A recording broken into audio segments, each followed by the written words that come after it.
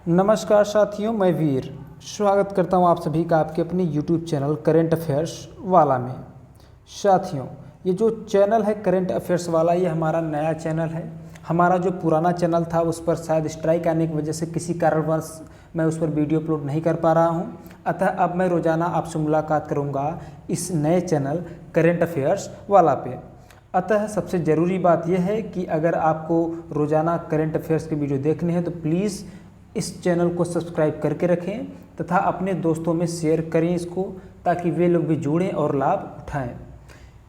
इस वीडियो में ही नहीं बल्कि जितने भी वीडियो हम अपलोड करेंगे रोज़ाना सुबह 5 बजे, मैं पहले ही बता दूं कि ये जो वीडियोस अपलोड होंगे रोज़ सुबह 5 बजे आपको मिल जाएंगे लाइव फॉर्मेट में या शेड्यूल्ड फॉर्मेट में। तो आप लोग रोज़ाना सुबह 5 बजे जुड़ना ना भूलें।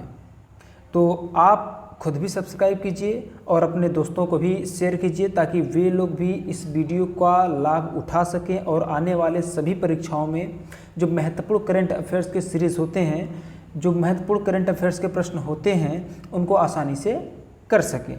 ठीक है साथियों, तो आइए हम ज़्यादा बात न करते हुए बढ़ते हैं अपने पहले प्रश्न की तरफ। तो साथियों, प्रश्न पर बढ़ें तो मैं आपको ज़रा बता दूं कि हमारी इस चैनल पर नई शुरुआत है एकदम शुरू से। तो साथियों, आइए हम बात करते हैं अपने पहले प्रश्न पर।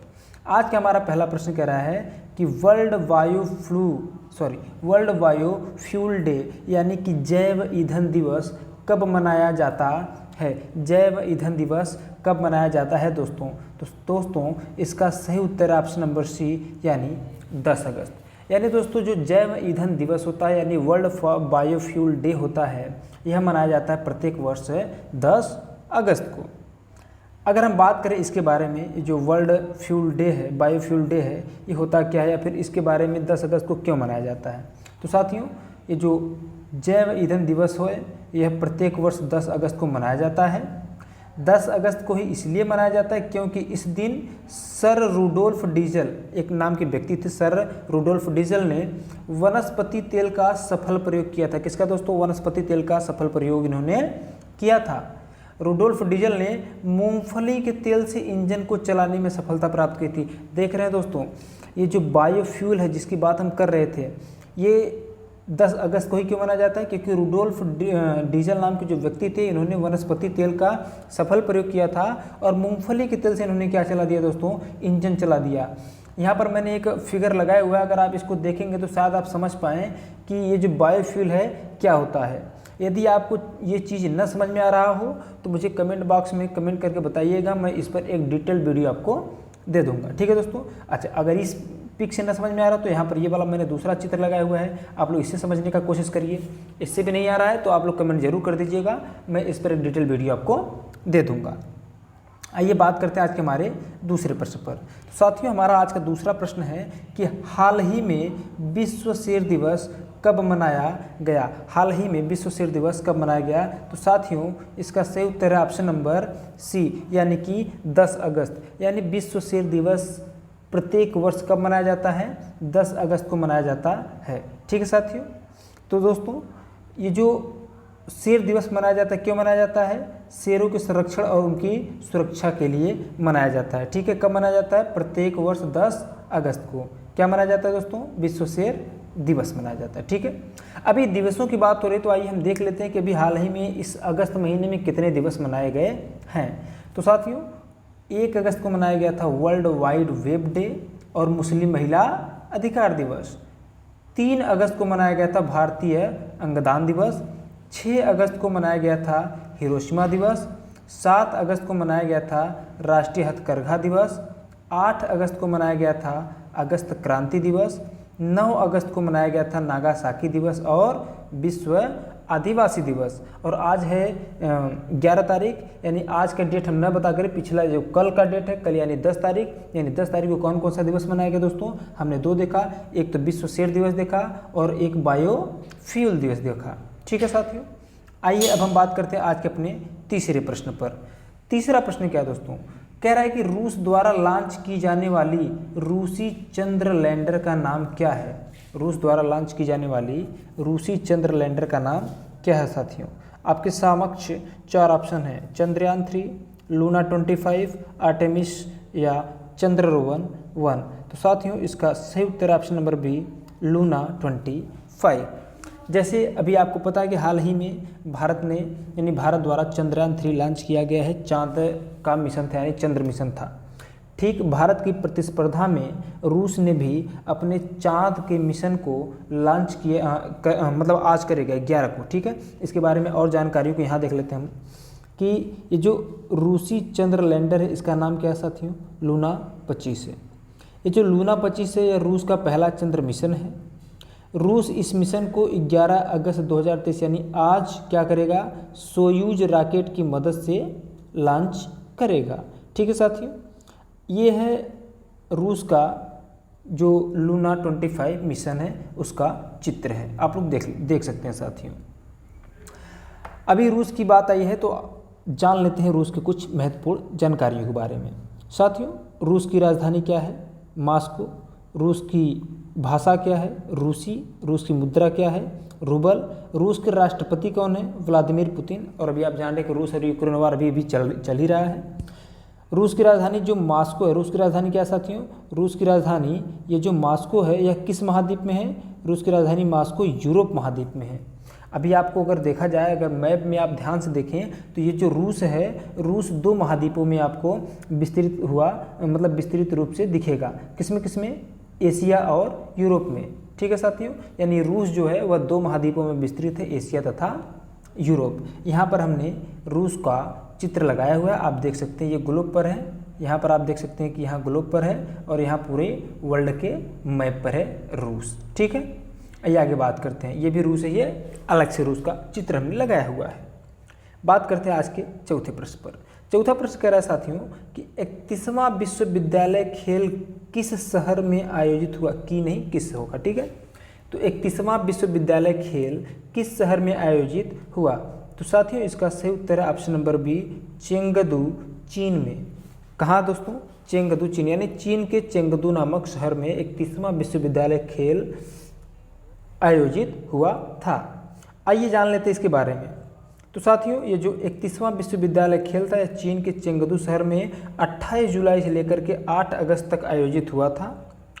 इस विश्वविद्यालय खेल में भारतीय एथलीटों ने 11 स्वर्ण पदक, 5 रजत पदक और 10 कांस्य पदक की सहायता से कुल कितने पदक जीते हैं, 26 पदक जीते हैं। ठीक है साथियों, आज का हमारा 5वां प्रश्न है। 5वां प्रश्न कह रहा है साथियों कि अंतर सेवा संगठन यानी कमांड नियंत्रण और अनुशासन विधेयक, कमांड नियंत्रण और अनुशासन विधेयक 2023 का प्राथमिक फोकस क्या है। प्राथमिक फोकस क्या साथियों, तो प्राथमिक फोकस जो है इसका सशस्त्र बलों में अनुशासन को मजबूत करना। क्या साथियों, ये जो अंतर सेवा संगठन विधेयक 2023 है इसका प्राथमिक फोकस क्या है, जो सशस्त्र बल हैं उनमें अनुशासन को मजबूत करना इसका प्रथम फोकस है। ठीक है साथियों, जी हाँ, इसके बारे में अगर बात कर लें तो यह जो अंतर सेवा संगठन है इसका यह गठन जो है तीनों सेनाओं के बीच, सेना नहीं रहेगा, सेनाओं के बीच एकीकृत कामकाज को बढ़ाने के लिए किया गया है। ठीक है, आइए बात करते हैं आगे छठे प्रश्न पर। आज का छठा प्रश्न हमारा क्या कह रहा है। आज का छठा प्रश्न कह रहा है साथियों कि उड़ीसा के उच्च न्यायालय के मुख्य न्यायाधीश के रूप में किसे नियुक्त किया गया है। यानी उड़ीसा के हाई कोर्ट जो है, उड़ीसा का हाई कोर्ट का मुख्य न्यायाधीश किसको नियुक्त किया गया है। आपके पास 4 ऑप्शन है और इसमें सबसे सही उत्तर ऑप्शन नंबर बी यानी कि सुभाषिष तलपात्रा को। किसको साथियों, सुभाषिष तलपात्रा को। ठीक है, आइए इसके बारे में और जानकारियों को हासिल करते हैं। तो साथियों जस्टिस सुभाषिष तलपात्रा ने उड़ीसा हाई कोर्ट के मुख्य न्यायाधीश के रूप में शपथ लिया है। उड़ीसा के राज्यपाल गणेशी लाल ने शपथ दिलाई है। ध्यान रखिएगा, जो राज्यों के मुख्य न्यायाधीश होते हैं उनको शपथ कौन दिलाता है, राज्यपाल दिलाते हैं। लेकिन जो सुप्रीम कोर्ट का मुख्य न्यायाधीश या फिर कोई भी न्यायाधीश होता है उसको शपथ कौन दिलाता है, राष्ट्रपति दिलाते हैं। ठीक है, जी हाँ, तो ये जो सुभाषिष तलपात्रा है उड़ीसा के कौन से मुख्य न्यायाधीश बने हैं, 33वें मुख्य न्यायाधीश बने हैं। अगर बात करें कि तलपात्रा ने किस न्यायाधीश के स्थान पर स्थान ग्रहण किया, तो तलपात्रा ने न्यायमूर्ति एस मुरलीधर का स्थान लिया है। ठीक है साथियों, जी हाँ, अभी बात आई उड़ीसा की, तो उड़ीसा को आप लोग देख लेते हैं, यहाँ पर मैप में समझ लेते हैं। उड़ीसा की राजधानी है दोस्तों भुवनेश्वर। उड़ीसा की भाषा है उड़िया। उड़ीसा में कुल कितने ज़िले हैं 30। उड़ीसा का जो न्यायालय है उसे क्या कहते हैं उड़ीसा उच्च न्यायालय कहते हैं। उड़ीसा में लोकसभा सीट कितना है 21। उड़ीसा में राज्यसभा सीट कितना है 10। उड़ीसा के मुख्यमंत्री कौन है वर्तमान में नवीन पटनायक। और राज्यपाल कौन है गणेशी लाल है। अभी आप लोग यहाँ मैप में देख पा रहे होंगे कि जो उड़ीसा है, यहाँ देखिए ये जो उड़ीसा है यह है पूर्वी तट पर यानी कि बंगाल की खाड़ी तट से लगा हुआ है। ठीक है साथियों, आइए आगे बात करते हैं अगले प्रश्न की तरफ। अच्छा हाँ, जो जस्टिस सुभाषिस तलपात्रा है ये उनका तस्वीर है, आप उनको देख सकते हैं कि ये वही व्यक्ति हैं जो उड़ीसा के 33वें मुख्य न्यायाधीश के रूप में नियुक्त हुए या शपथ लिए हैं। बात करते हैं अगले प्रश्न की तरफ यानी 7वां प्रश्न। 7वां प्रश्न कह रहा है साथियों कि भारतीय सेना प्रमुख जनरल मनोज पांडे हाल ही में किस देश की यात्रा पर हैं। भारतीय सेना प्रमुख जनरल मनोज पांडे हाल ही में किस देश की यात्रा पर है यानी किस देश में गए हुए हैं। तो साथियों इसका सही उत्तर है ऑप्शन नंबर बी यानी ब्रिटेन। यानी हमारे जो भारतीय सेना प्रमुख जनरल मनोज पांडे हैं वो ब्रिटेन की यात्रा पर गए हुए हैं। अच्छा, ये जो इनका ब्रिटेन का यात्रा है कई दिन का है कितने दिनों का है दोस्तों, तो यह 5 दिनों का है। ये ब्रिटेन क्यों गए हैं, तो साथियों ब्रिटेन गए हैं वहाँ के शीर्ष ब्रिटिश रक्षा अधिकारियों के साथ द्विपक्षीय रणनीतिक मुद्दों पर बात करने के लिए। ठीक है, आइए बात करते हैं आगे। अच्छा, ये कौन है, यही है जनरल मनोज पांडे। ठीक है साथियों, आइए बात करते हैं आगे 8वें प्रश्न की। तो 8वां प्रश्न आज का हमारा कहता है कि ब्रिक्स स्टार्टअप फोरम किस देश द्वारा लॉन्च किया जाएगा। ब्रिक्स स्टार्टअप फोरम किस देश द्वारा लॉन्च किया जाएगा। तो साथियों इसका सही उत्तर ऑप्शन नंबर बी यानी कि भारत। किसके द्वारा साथियों, भारत के द्वारा। ठीक है जी हाँ, ये जो ब्रिक्स स्टार्टअप फोरम है यह है भारत के द्वारा क्या किया जाएगा साथियों, लॉन्च किया जाएगा। ठीक, आइए जान लेते हैं ब्रिक्स के बारे में थोड़ा सा। तो साथियों ये जो ब्रिक्स स्टार्टअप फॉर्म भारत द्वारा लॉन्च किया जाएगा। यह होगा क्या, मतलब इससे क्या होगा, इससे निवेशकों, इनक्यूबेटरों और उद्यमियों के बीच सहयोग स्थापित करने के लिए लॉन्च किया जा रहा है। क्या, किस लिए दोस्तों, यानी कि है जो आपका ब्रिक्स स्टार्टअप फोरम है। ठीक है, यहाँ फॉर्म नहीं रहेगा, ब्रिक्स स्टार्टअप फोरम होगा या फॉर्म हो गया, तभी तो मैं कह रहा हूँ कहाँ से गलत हो रहा है ये।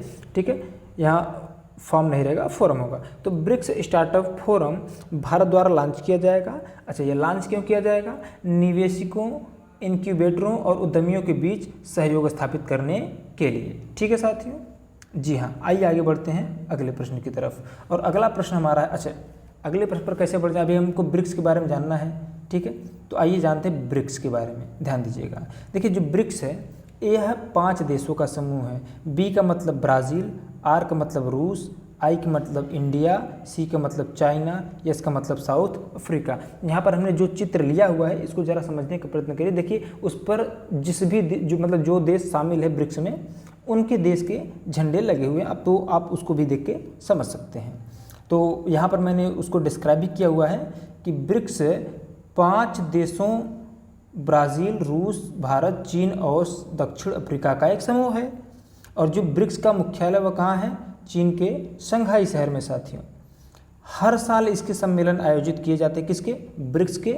और प्रत्येक 6वें वर्ष में भारत के पास ब्रिक्स की मेज़बानी होती है। यानी देखिए 5 देश हैं तो 5 साल तो लगातार सबके पास रहेगा, फिर 6वें साल में, मतलब हर 6वें साल पे एक एक देश के पास आता जाता है इसकी मेज़बानी। ठीक है, मेज़बानी का मतलब कि उस देश में इसका कह सकते हैं कि बैठक होगा। ठीक है, बात करते हैं आज के 9वें प्रश्न पर, 9वें करंट अफेयर प्रश्न पर।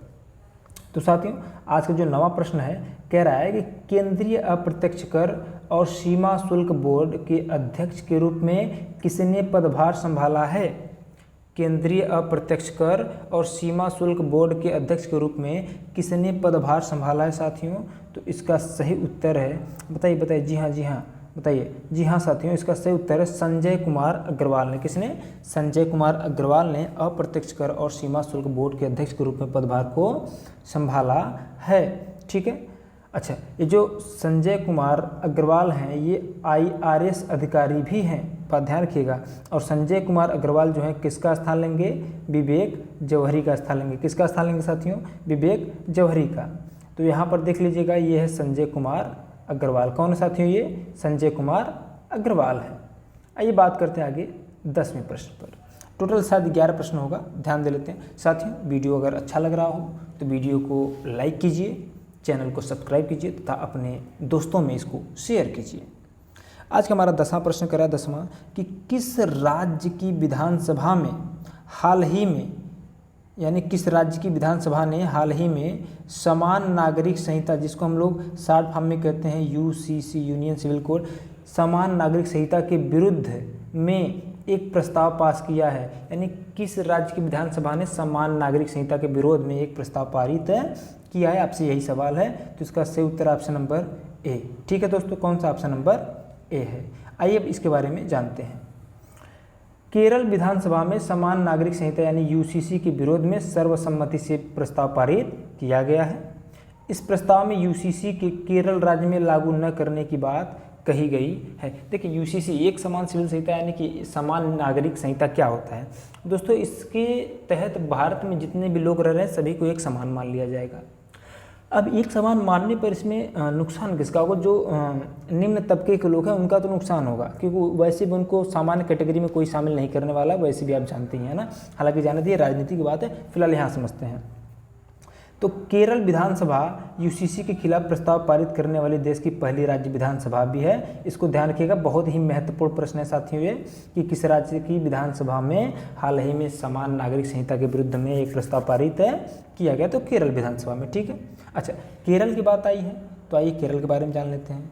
ठीक है, केरल की जो राजधानी है वो क्या साथियों, तिरुवनंतपुरम। केरल की भाषा क्या है, मलयालम। केरल में कुल कितने जिले हैं, 14। केरल का जो न्यायालय उसको क्या कहते हैं, केरल उच्च न्यायालय। अच्छा केरल में कोच्चि नामक स्थान पर केरल का उच्च न्यायालय है, ध्यान रखिएगा।